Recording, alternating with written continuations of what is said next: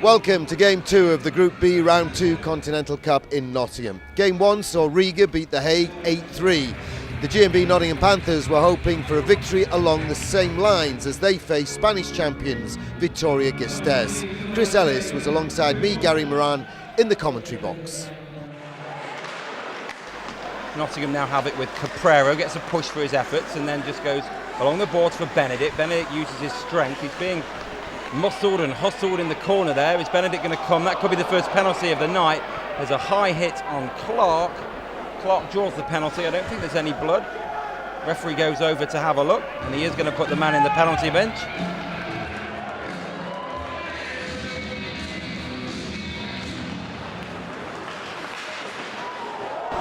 Well, that's a big hit on the boards, and it's let go. Benedict has it. Lakovic far side. Murray has it on the blue line.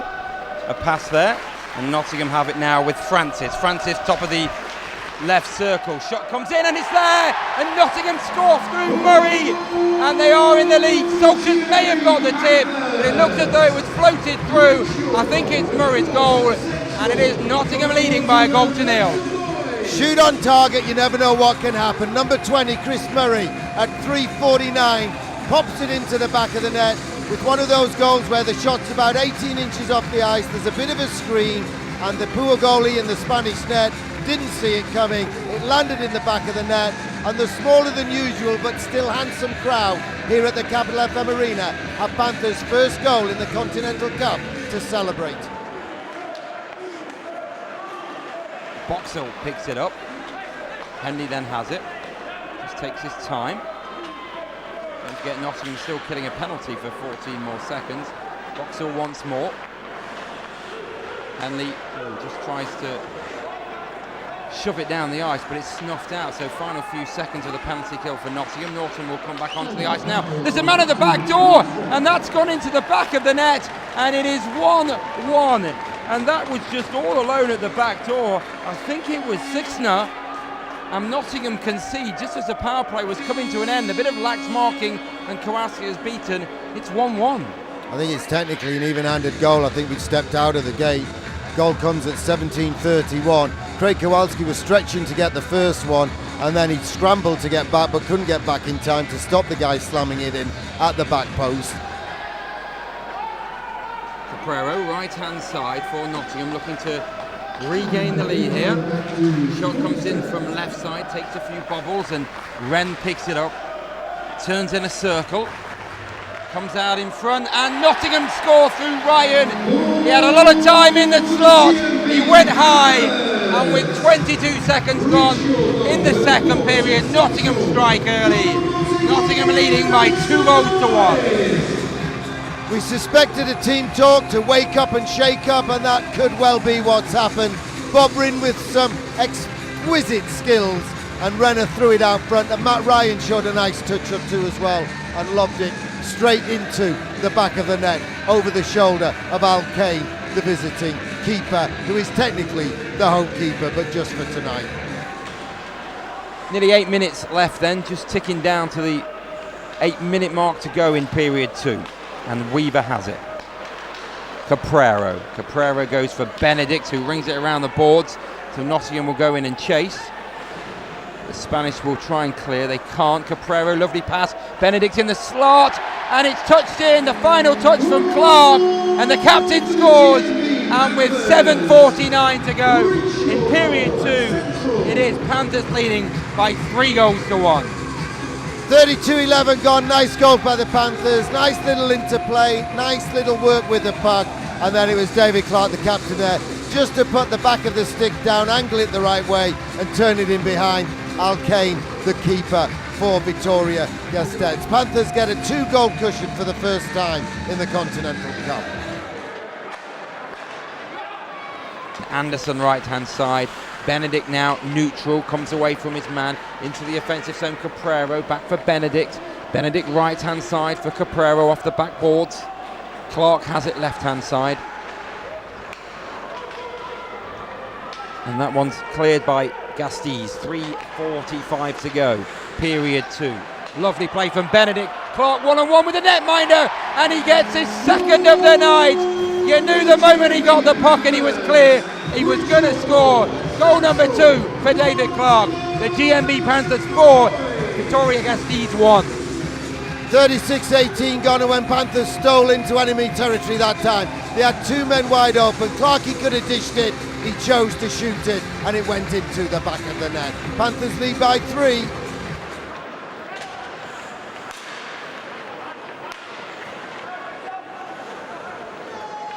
Boxall goes behind the net while Nottingham take a line change. Caprero steps on the ice, Benedict too.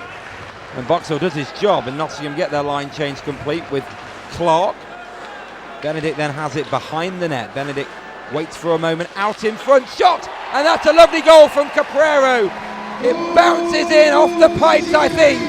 And Nottingham score and lead by 5 goals to 1. And the man returning from injury, Caprero, gets goal number 5. Supervision from the GMB Panthers. Heads up play from Brandon Benedict. Who's free? Who wants it? Chris Caprero was in the slot. Heads up play from him. Took the pass. One-timed it. Cookie jar off the top shelf. Panthers lead by an extra goal. Now Nottingham may run up the scoreboard in this period now. You just feel the tide is turning.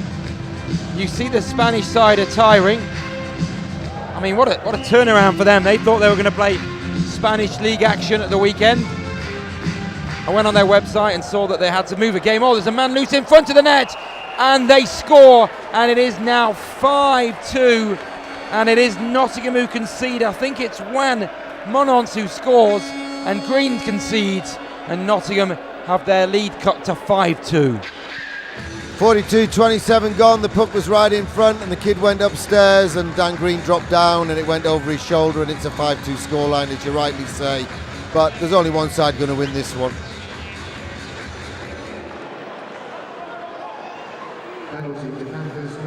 GBR has it. Shot comes in from left side, and it is 5-3. And they do score on the power play, and they go and celebrate with the players on the bench. And with 6:40 to go in the game, it is goal number 3 for the Spanish champions.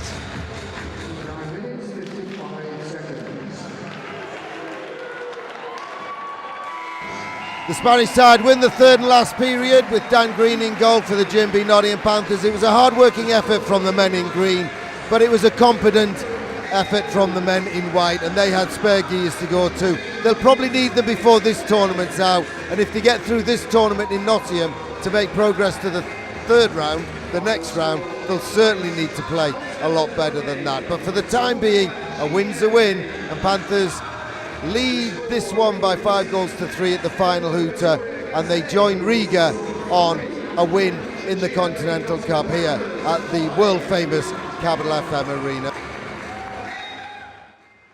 Rick, was that a more narrower victory than you thought maybe at the start of the game? That was absolutely unacceptable. We didn't do anything right. We didn't. The guys weren't prepared. They couldn't pass. They couldn't skate. They couldn't shoot. And the worst of all, they couldn't think. Take nothing away from the other team. They worked hard, but their skill level is nowhere near as high as ours. And for some reason, we just wanted to play as individuals. Breakdowns everywhere, and it's a game that I don't think we could have played any worse. And if we want to progress to the next round, we're going to have to pick it up over the next couple of days.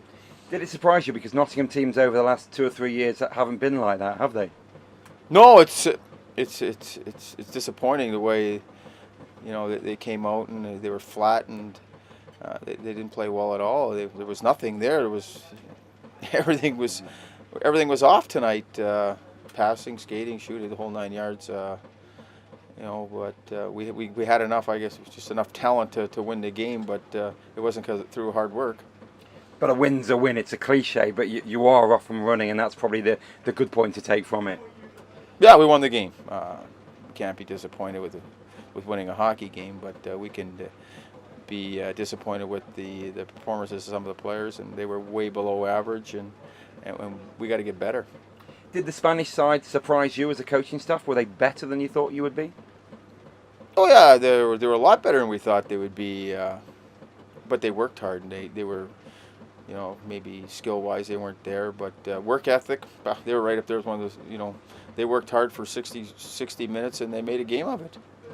Looking at the tournament, and I know you and Corey watched the first game in great detail, do you think Riga are your biggest threat for going through to the next stage? The way we played tonight, the next game's the biggest threat. Yeah, Riga, they were outstanding.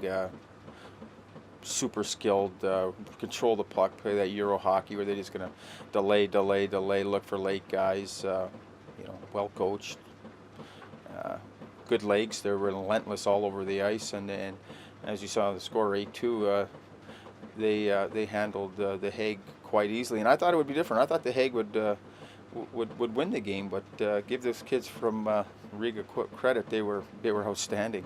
But you've still got to take it up a level tomorrow night to beat the Hague, haven't you? Oh yeah, you got to take it up another level. I think we were in the base, and we got about 10 more levels to go. And they got some really good hockey players. They got some North Americans. They got a little of everything, and they're a very good hockey team. And if you underestimate them, we're going to be in big trouble. Okay, thanks, Rick. Thank you, David. Your coaching staff have been out and expressed quite a disappointment about what they saw tonight. As captain, what are you feeling? Yeah, we're disappointed with how we performed tonight. That's unacceptable for us as a team. You know, we talked about before the game that obviously they're not going to be the highest skilled opposition, so you know we need to play at a good pace and obviously run our routes and stick to our systems. And we kind of got away from that pretty much after the first 5 minutes and made it hard work of it. You know, made it a tough night.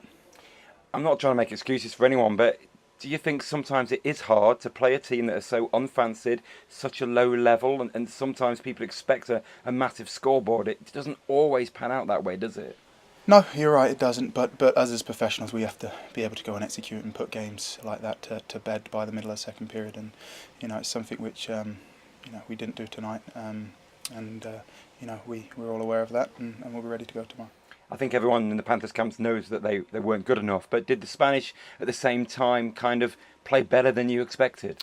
For me, and I kind of know not to underestimate, you know, teams from maybe non-hockey nations, because you know we see it in the World Championships. Like these countries are getting better. They had quite a few dual nationals or imported players on that team. So you know obviously they're not up to our standard, but again, you can't take them lightly, and it kind of hurt us today. But you know, plus side is we won the game, and new day tomorrow, and we get a chance to rectify itself against another team.